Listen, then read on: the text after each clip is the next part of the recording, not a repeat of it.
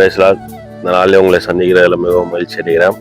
ஒரு ராஜா தன்னுடைய நாட்டில் சொன்னாரா, நான் இன்னைக்கு ரொம்ப சந்தோஷமா இருக்கிறேன், நீங்க என்னுடைய அரண்மனையிலேருந்து நீங்க எதை எடுத்தாலும் அது உங்களுக்கு தான் சொந்தம் அப்படின்னு சொல்லி சொன்னாராம்.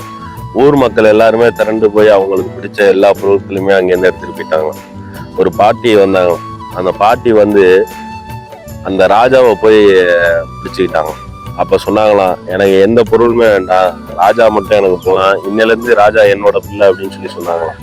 அப்ப ராஜா சொன்னாராம், பாட்டி இந்த ஊர்ல உள்ள எல்லாருமே வந்து எல்லா பொருளையுமே எடுத்துட்டு போனாங்க, ஆனா யாருக்குமே இந்த யோசனை வரவே இல்லை, உங்களுக்கு தான் இந்த யோசனை வந்திருக்கு, இன்னில இருந்து நீங்க தான் என்னோட அம்மான்னு சொல்லி அந்த பாட்டியை வந்து அந்த ராஜா தன்னோட அம்மாவை ஏற்றுக்கிட்டான். இப்படிதாங்க நம்மளுடைய வாழ்க்கையில கூட தேவையானது ஒன்றுதான்.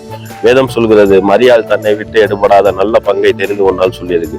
நம்ம தேவையானதை விட்டுட்டு நம்ம அநேக நேரத்துல தேவைகளை நோக்கிதான் நம்ம அநேக நேரத்துல ஓடிக்கொண்டு இருக்கிறோம். ஆனா வேதம் சொல்கிறது தேவையானது ஒன்றுதான். ஆண்டவருடைய பாதத்தின் அருகில் அமர்ந்திருக்கிறது தான் மரியாள் விரும்பினார். நம்ம ஆண்டவருடைய பாதத்தின் அருகில உட்காரும் போது நமக்கு தேவையான எல்லா ஆசீர்வாதங்களையும் தேவன் தருவார். இந்த நாள்லயும் நம்ம கூட மரியாதை போல மாறுவதற்கு முயற்சி செய்வோம். ஆமென்.